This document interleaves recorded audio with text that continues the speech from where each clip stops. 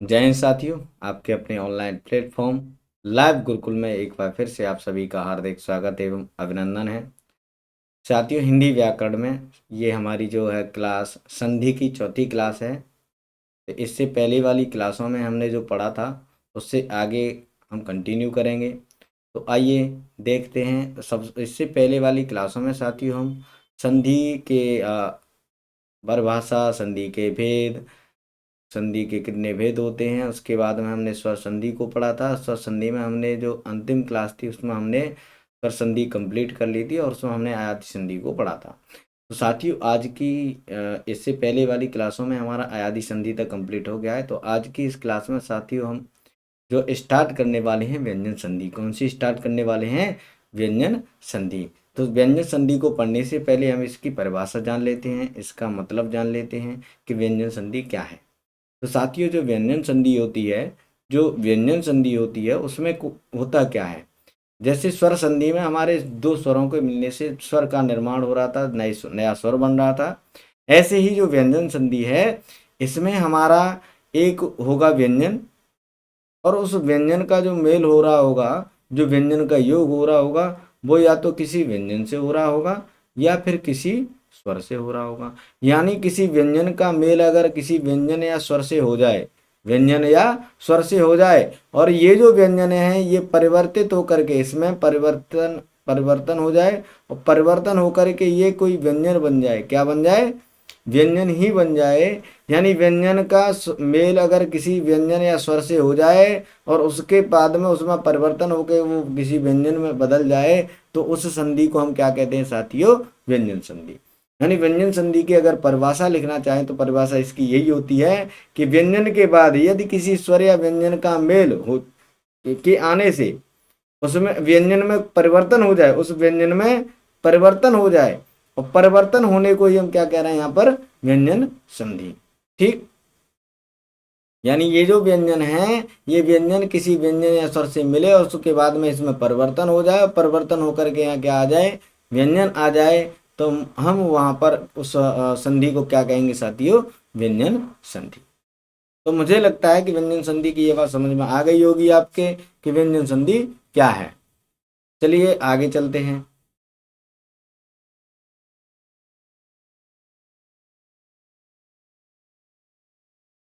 व्यंजन संधि के कई सारे नियम हैं जिनसे हमें पता चलता है कि जिनसे हम बनाते हैं कि कैसे व्यंजन संधि होगी। तो सबसे पहला इसका जो नियम है व्यंजन संधि का, वो हम देख लेते हैं। यानी व्यंजन संधि का सबसे पहला नियम हम आज देखते हैं। ठीक है, पहला नियम। तो इसका पहला नियम क्या है? पहला नियम है कि यदि किसी वर्ग का पहला वर्ड आ जाए, किसी वर्ग का पहला वर्ड, जो स्पर्शी व्यंजन होते हैं ना हमारे पास, कौन से व्यंजन? स्पर्शी व्यंजन। यानी जो हमारे पास स्पर्शी व्यंजन है, उन व्यंजनों का, स्पर्शी व्यंजनों के किसी वर्ग का पहला वर्ड, कौन सा वर्ड? पहला वर्ड आ जाए, और उनके बाद में किसी वर्ग के पहले वर्ड कौन से होते हैं? स्पर्शी व्यंजन के जो 5 वर्ग होते हैं। स्पर्शी व्यंजनों को हम कितने वर्गों में बांटते हैं? 5 वर्गों। कितने में? 5 वर्गों। इसके 5 वर्ग होते हैं। कौन कौन से? क, च, ट, त और प। क, च, ट, त, प। अब इन 5 वर्गों में से प्रत्येक वर्ग का पहला वर्ड आए। पहला वर्ड कौन से है? यही पहले वर्ड हैं। जो वर्ग के नाम है वही पहले वर्ड होते हैं। यानी जो वर्ग बनाए हैं हमने स्पर्शी व्यंजनों के, वो वर्गों के जो नाम दिए हैं वो दिए हैं उसी वर्ग के पहले वर्ड के आधार पर। तो किसी वर्ग का पहला जो वर्ड होगा वो उसी वर्ग का पहला जो नाम है वही आ जाएगा। तो यहाँ क वर्ग का क होगा, यानी या तो क आ जाए, या च आ जाए, या ट आ जाए। क्या आ जाए? ट। या त आ जाए, या फिर प आ जाए। इन 5 में से कोई वर्ड आ जाए, पहला कोई भी वर्ड हो, पहले शब्द का जो वर्ड होगा अंतिम वर्ड, वो क, च, ट, त, प में से कोई भी हो सकता है। उसके बाद में किसी वर्ग का तीसरा या चौथा वर्ड हो, या फिर अंतस्थ व्यंजन हो, कौन सा, अंतस्थ, या तो किसी इन वर्ग, ये जो वर्ग, जो वर्ड हैं क चट तप, इनके बाद में किसी वर्ग का तीसरा या चौथा वर्ड हो, या फिर अंतस्थ व्यंजन हो, या फिर कोई स्वर आ जाए। ध्यान रखना, या तो किसी वर्ग का तीसरा या चौथा वर्ड आ जाए इनके बाद में, या फिर अंतस्थ व्यंजन आ जाए, या फिर कोई स्वर आ जाए। तो ये जो वर्ड हैं हमारे वर्ग के पहले वर्ड हैं क च ट त प, इनमें परिवर्तन हो जाता है, और ये परिवर्तन होकर के इनमें क्या होगा, परिवर्तन होगा। मैंने बताया था अभी, क्या हो जाता है, इनमें परिवर्तन हो जाता है, और परिवर्तन होकर के ये जो क च ट त प हैं ये किस में बदल जाएंगे, उसी वर्ग के तीसरे वर्ड में, तीसरे वर्ड में। तीसरा वर्ड कौन सा होता है, जैसे क वर्ग का होता है तुम्हारा, क का होता है क, तो क बदलेगा ग में, च बदलेगा ज में। अच्छा यहां आ नहीं रहा है, मैं इसको इधर लिख देता हूं, ठीक है। ये यानी ये जो क है, क चेंज हो जाएगा तुम्हारा,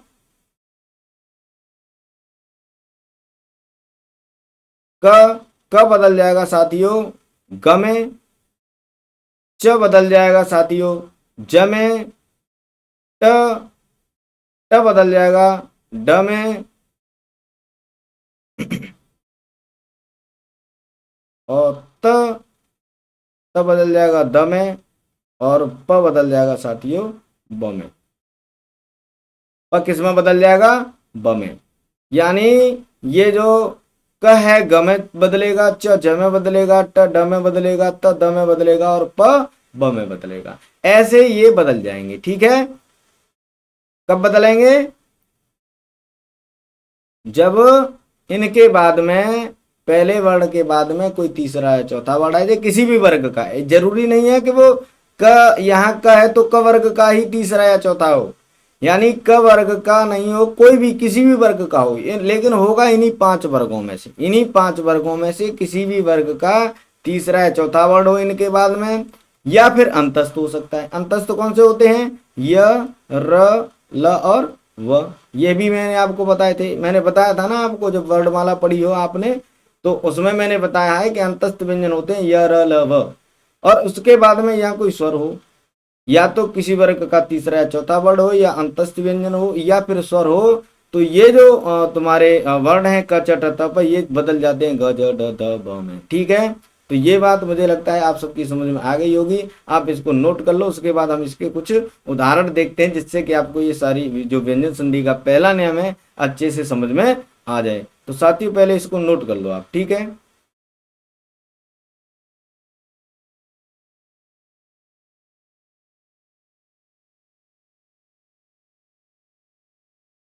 मुझे लगता है आप सभी ने इसको नोट कर लिया होगा। चलिए देखते हैं इसके उदाहरण, ठीक है।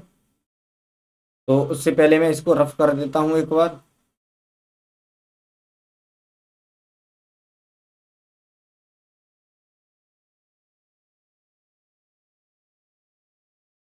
इसके कुछ उदाहरण देख लेते हैं। जो पहला नियम है उसके हम कुछ उदाहरण या कुछ एग्जांपल हम इसके देख लेते हैं।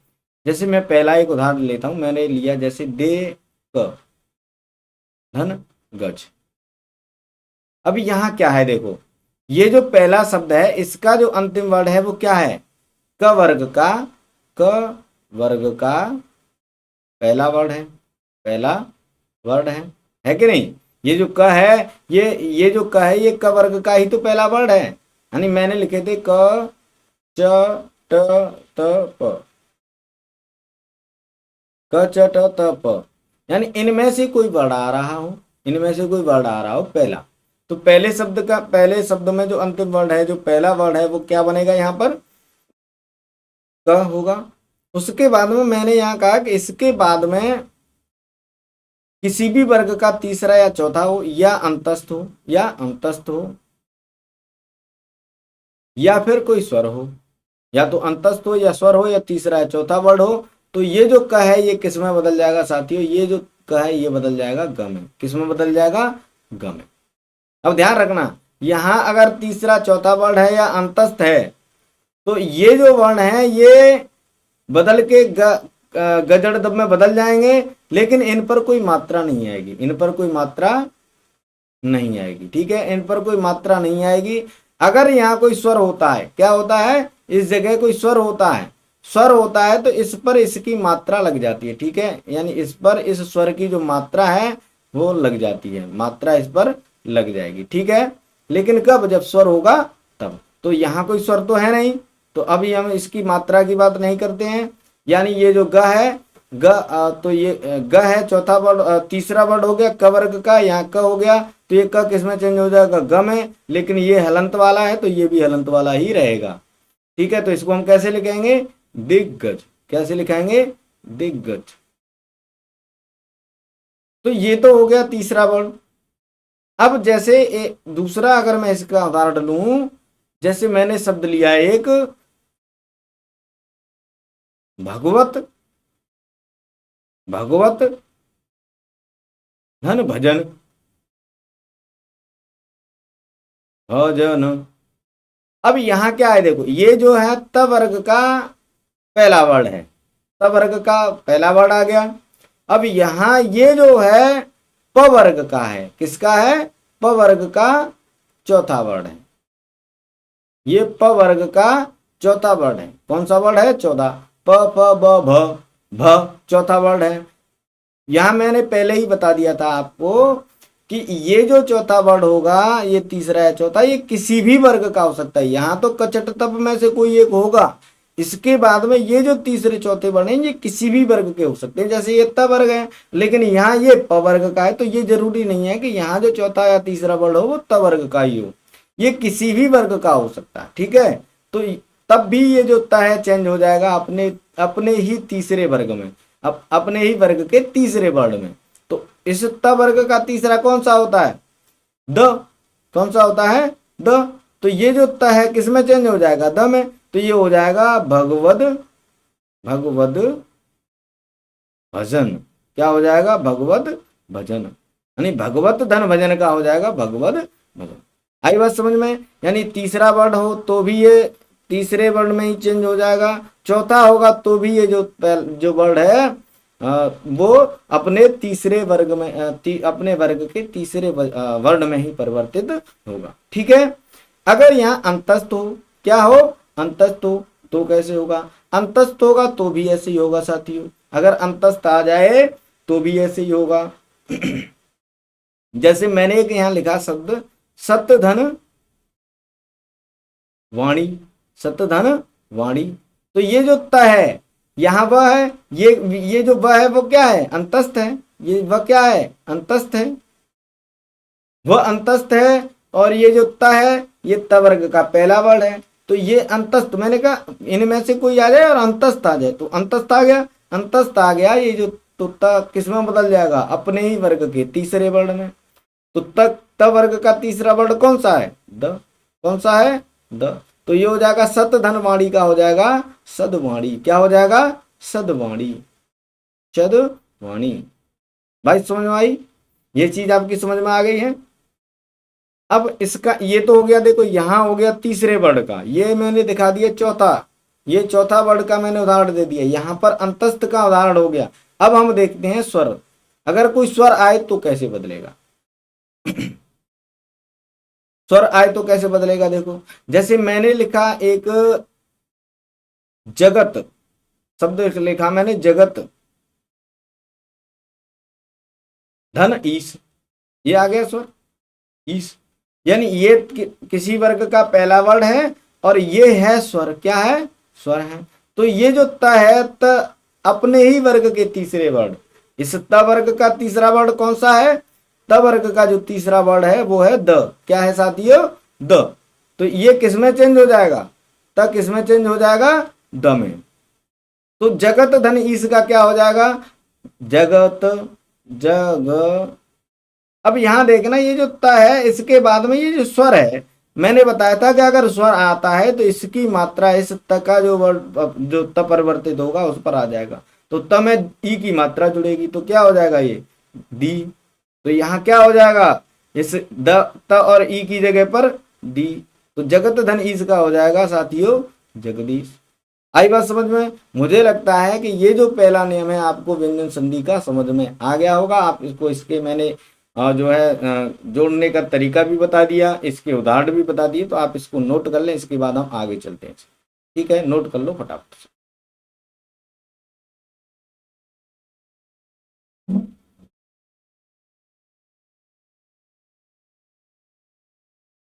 मुझे लगता है नोट कर लिया होगा। चलिए आगे चलते हैं। अब देखते हैं व्यंजन संधि का दूसरा नियम। अब देखते हैं व्यंजन संधि का दूसरा नियम। तो इसका पहला नियम हो गया, अब देखते हैं हम इसका दूसरा नियम, यानी व्यंजन संधि का, व्यंजन संधि का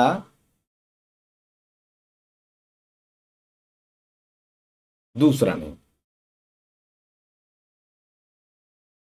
दूसरा नियम, दूसरा नियम क्या है इसका? दूसरा नियम है कि यदि किसी वर्ग का पहला वर्ड आ जाए, किसी वर्ग का पहला वर्ड आ जाए, किसी वर्ग का, किसी वर्ग का पहला वर्ड, पहला वर्ड, पहला वर्ड का मतलब क्या है? वही जो मैंने अभी बताए हैं, यानी या तो क होगा, या च, या ट, या त, या फिर प।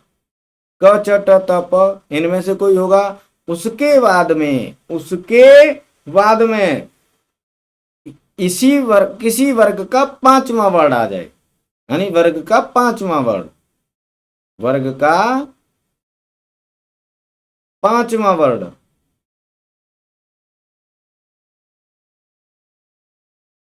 पांचवा वर्ड हो। मुख्यतः कौन सा होगा इसमें? या तो म होगा या फिर न होगा। ज्यादातर ये दो शब्द आते हैं, या तो म या फिर न। ठीक, यानी पांचवा वर्ड होगा तो कौन सा होगा? म होगा या न होगा। तो ये जो किसी वर्ग का जो पहला वर्ड है, जो क च ट तप है, जो क च ट तप है, वो क्या करेंगे? वो अपने ही वर्ग के, वो अपने ही वर्ग के पंचम वर्ड में परिवर्तित हो जाएंगे। यानी ये जो किसी वर्ग का जो पहला वर्ड है, तो ये अपने ही वर्ग के, अपने ही वर्ग के, अपने ही वर्ग के पंचम वर्ड में परिवर्तित हो जाएंगे। ठीक है,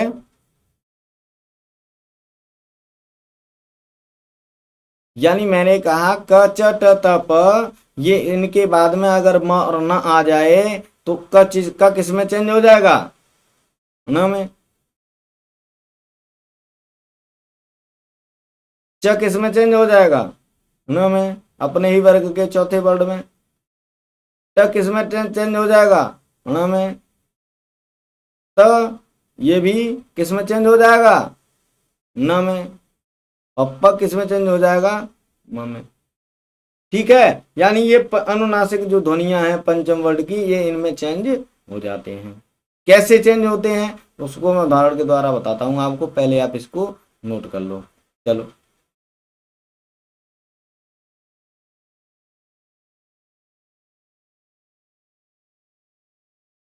नोट कर लिया होगा सभी ने। चलिए आगे चलते हैं। तो ये हो गया दूसरा नियम। दूसरा नियम क्या हो गया? किसी वर्ग का पहला वर्ड हो और उसके बाद में वर्ग का पांचवा वर्ड आ जाए। पांचवा वर्ड ज्यादातर कौन सा होगा? म और नहीं होगा। कौन सा होगा? म या ना आएगा।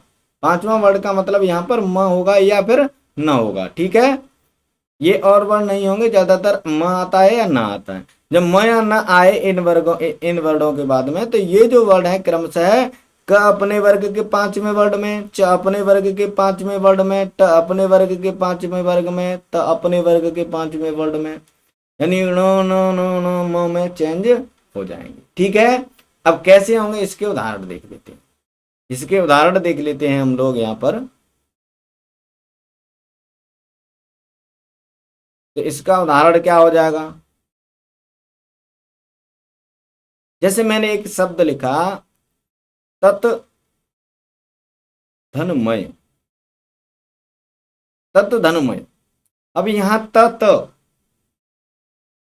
और मय, ये जो त है इसका पहले वर्ग, पहले शब्द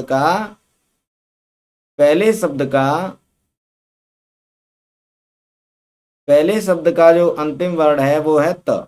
ये पहला शब्द है तत्, दूसरा शब्द है म, इसका जो पहला अंतिम वर्ण है वो है तत् त। ये त क्या है? त वर्ग का पहला वर्ण। और यहां क्या है? ये अनुनासिक म है। मैंने क्या बताया था? या तो म आएगा या फिर न आएगा, पंचम वर्ण म होगा या न होगा। तो ये जो म आ गया, तो ये जो त है ये किस में चेंज हो जाएगा? न में।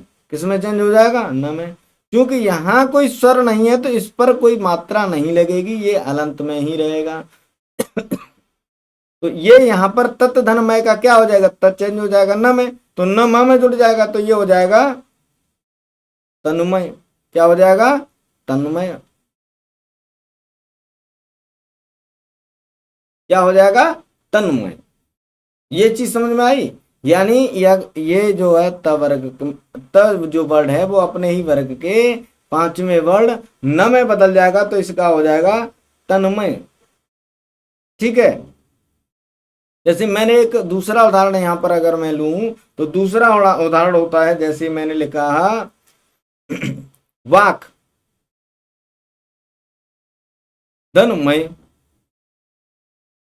अब ये जो वाक है, यहां म आ गया, ये क आ गया। अब क वर्ग का पांचवा वर्ण कौन सा होता है? नु। ये हलंत वाला हो जाएगा। तो ये जो क इसमें चेंज हो जाएगा, ये यूं का यूं ही रहेगा, ये इसमें जुड़ेगा नहीं, तो इसको हम लिख देंगे वाम्य। क्या लिखेंगे? वाम्य। वाम। ठीक। यानी वाक धनमय का हो जाएगा वामय। इसको ना के स्वर में बोलेंगे। तो ये हो गया। अब मान लो कोई और उदाहरण लेते हैं, जैसे मैंने एक शब्द लिखा जगत नाथ, जगत धन नाथ।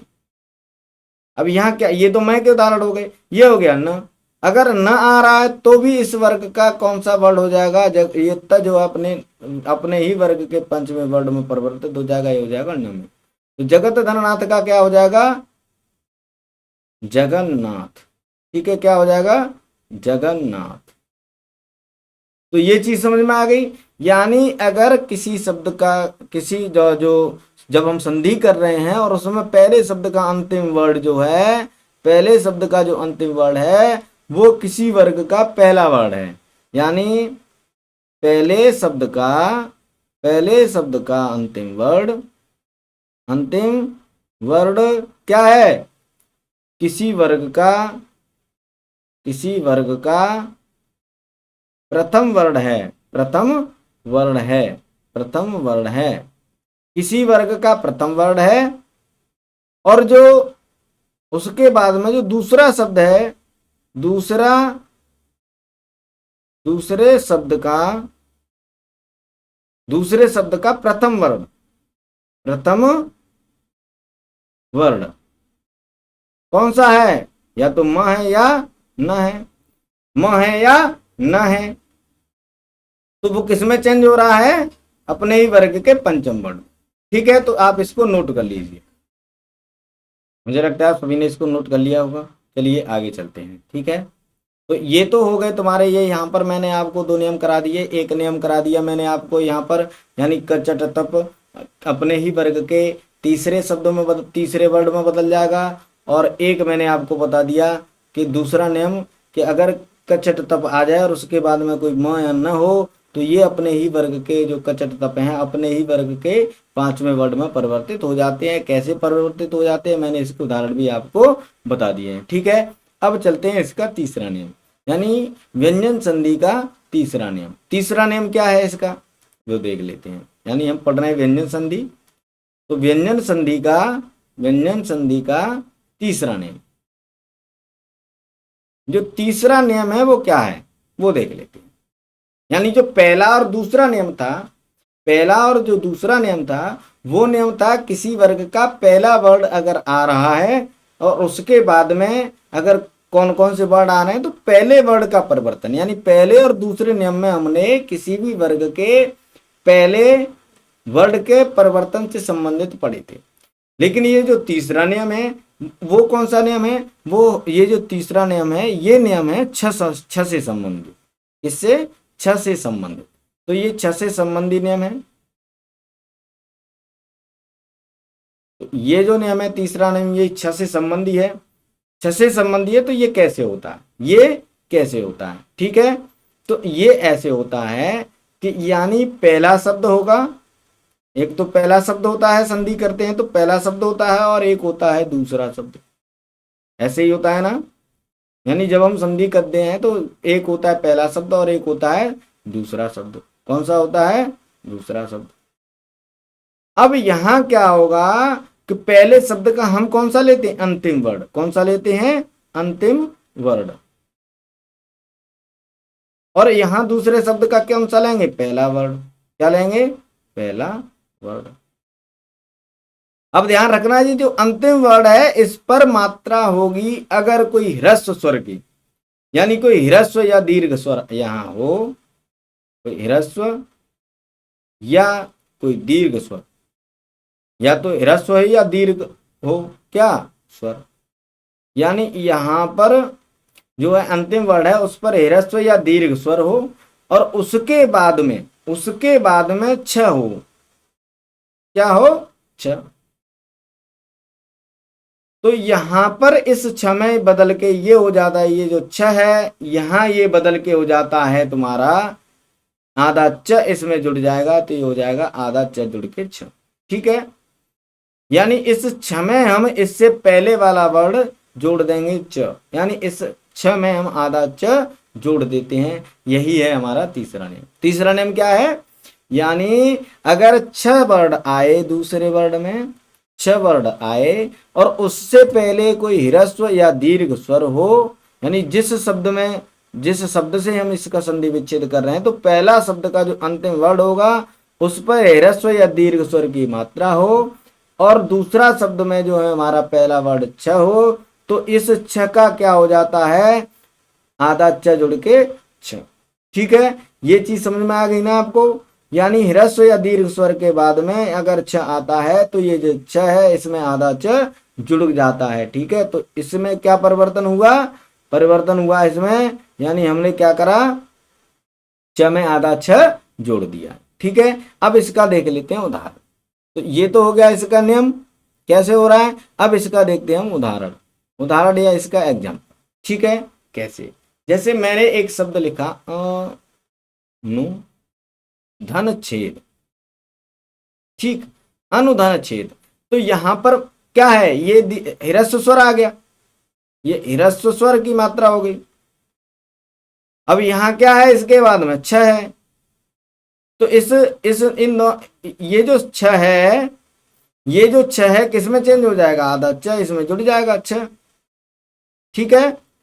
तो ये क्या हो जाएगा, नु छ में आधा छ जुड़ जाएगा, तो छ में आधा छ जुड़ गया, तो ये हो जाएगा अनुच्छेद। तो इसे हम क्या पढ़ेंगे, अनुधन छेद का क्या हो जाएगा साथियों, अनुच्छेद। क्या हो जाएगा, अनुच्छेद।